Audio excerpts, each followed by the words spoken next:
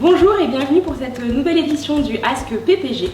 Cette semaine, je suis accompagnée de Muriel Pénicaud, qui est ministre en charge du Travail. On a eu beaucoup de questions sur les réseaux sociaux qui étaient relatives à la manière dont on devait s'organiser pour travailler.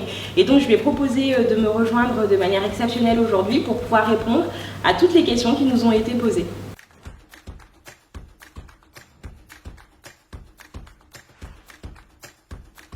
La période du confinement, c'est une période particulière pendant laquelle on ne peut pas se déplacer aussi librement qu'en temps normal.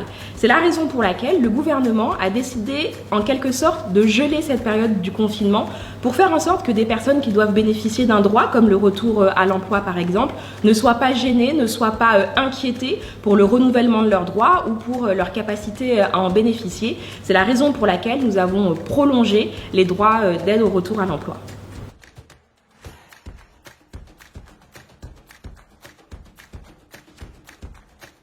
Vous le savez, à partir du 11 mai, le gouvernement, sous l'autorité du président de la République, a pris la décision de réouvrir progressivement différents commerces. Je ne sais pas à quelle date pourront réouvrir les salons de coiffure, mais je peux vous assurer que notre préoccupation à chaque instant, c'est de faire en sorte que les personnes qui bénéficient d'un service, comme les personnes qui délivrent ce service, à l'intérieur d'un commerce, soient systématiquement protégées. C'est la raison pour laquelle, depuis le début de la crise et encore après, lorsque ce sera venu le temps du déconfinement, nous mettons en place des guides de bonnes pratiques qui permettent aux employeurs et qui permettent aux salariés de savoir au fond quels sont les gestes qui doivent être mis en place en matière de distance de protection entre les individus, en matière de gestes barrières, ces fameux gestes que nous prescrivent les autorités sanitaires.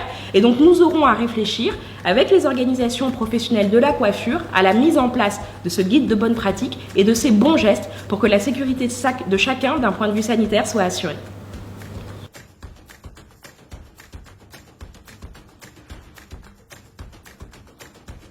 Pour chaque métier, ça se traduira de manière différente. Il y a en quelque sorte un socle de base qui sont toutes les mesures qui sont préconisées par les autorités sanitaires. Je pense par exemple à ce qu'on appelle le mètre de protection entre les individus. Je pense aussi au fait de pouvoir avoir accès à un point d'eau pour se laver les mains ou par exemple à du gel hydroalcoolique. Mais il y a aussi des mesures qui sont plus précises et qui sont vraiment adaptées à la nature des gestes professionnels qu'on est amené à faire dans son environnement de travail. Donc une fois de plus, le dialogue social a vocation, en suivant ces fameux guides de bonnes pratiques, à faire en sorte que chacun soit en sécurité quand il est en train de travailler.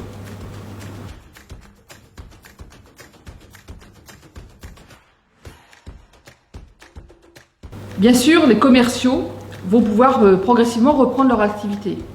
Quand on est commercial, on a besoin d'un hôtel, on a besoin d'un restaurant, on est en déplacement. Les hôtels ne font pas partie des interdictions d'ouverture, c'est-à-dire qu'on n'a pas dit aux hôtels qu'il fallait fermer administrativement. En revanche, la plupart des hôtels aujourd'hui sont fermés parce qu'ils n'ont plus de clients. Plus l'activité va repartir, plus ils vont ouvrir. Et ouvrir, ça ne veut pas dire ouvrir dans n'importe quelle condition. Il faut évidemment que dans les hôtels, on s'organise pour protéger sanitairement et le salarié et le client. Pour les salariés, nous produisons un certain nombre de guides de bonnes pratiques, et notamment dans l'hôtellerie, par exemple, le guide pour les femmes de chambre est déjà sorti. Il y en a d'autres qui sortiront. Et ça protège également le client. Donc il faut adapter quand même la manière de travailler pour que chacun soit protégé. En ce qui concerne la restauration, évidemment, les restaurants ne peuvent pas vous rouvrir tout de suite, on le comprend, puisque c'est par définition un lieu où on se retrouve, c'est fait pour se retrouver, et donc il y a un côté de difficulté sanitaire qui est évident. En revanche, les livraisons dites à domicile, mais qui peuvent être sur un lieu de travail, un point provisoire de travail, peuvent fonctionner, et donc pendant quelques semaines, les commerciaux fonctionneront pour leur repas, aussi avec des livraisons là où ils seront.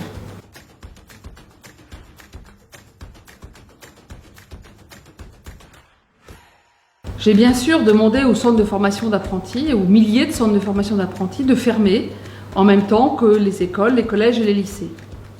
Mais fermer, ça ne veut pas dire laisser tomber les apprentis. Déjà aujourd'hui, les centres de formation d'apprentis continuent l'enseignement à distance pour toute la partie théorique. C'est 9 apprentis sur 10 qui aujourd'hui peuvent continuer leur formation à distance. Deuxièmement, nous avons prévu que les contrats d'apprentissage et de professionnalisation puissent être prolongés de 1 mois, 2 mois, 6 mois s'il le faut, pour que les jeunes puissent aller au bout de leur formation. Pour la partie qui est en entreprise, qui est essentielle dans l'apprentissage, le contrat de professionnalisation. L'apprenti, il est comme les autres salariés. Si l'entreprise fonctionne, il va au travail, mais évidemment avec toutes les mesures de santé et de protection qui sont valables pour les autres salariés. Il n'y a pas d'exception et il y a, je dirais, une intransigeance là-dessus. La santé n'est pas négociable. Et si l'entreprise ou une partie de l'entreprise est en chômage partiel, à ce moment-là, l'apprenti est aussi en chômage partiel comme les autres et il touche 100% de sa rémunération en chômage partiel. C'est ce que nous avons prévu. Ce n'était pas le cas autrefois, mais maintenant c'est le cas dans le cadre de cette crise. Donc je crois que le mot d'ordre pour les employeurs, c'est surtout ne rompez pas le contrat des apprentis. La formation théorique peut continuer à distance, la formation pratique, eh bien c'est comme les autres salariés et on pourra prolonger le contrat. Et pour les apprentis, ayez confiance, continuez votre formation, allez au bout, on vous soutient.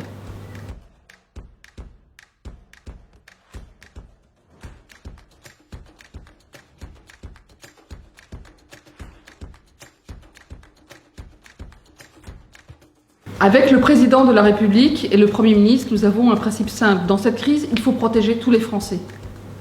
Et tous les Français, ça veut dire pour les demandeurs d'emploi, finalement de geler les droits pour que personne ne soit pénalisé. Concrètement, ça veut dire toute une série de règles que nous avons changées. D'abord, tous ceux qui arrivaient en fin de droit voient leurs droits prolongés, ce qui n'est pas du tout la règle habituelle. C'est une règle que nous prenons expressément pour la période de confinement. Deuxièmement, ceux qui allaient entrer au chômage, et donc il y avait une question de calcul de droits, eh bien, verront la période de confinement neutralisée pour qu'ils ne soient pas pénalisés dans le calcul des droits, soit pour la période d'activité, soit pour le montant des droits. Ensuite, tous les intermittents du spectacle auront leurs droits prolongés. Je ne vais pas donner tous les cas de figure, mais retenez un principe simple. Tout ce qui est la période de confinement est neutralisé pour qu'aucun demandeur d'emploi ne soit pénalisé. Et pendant cette période, Pôle emploi continue.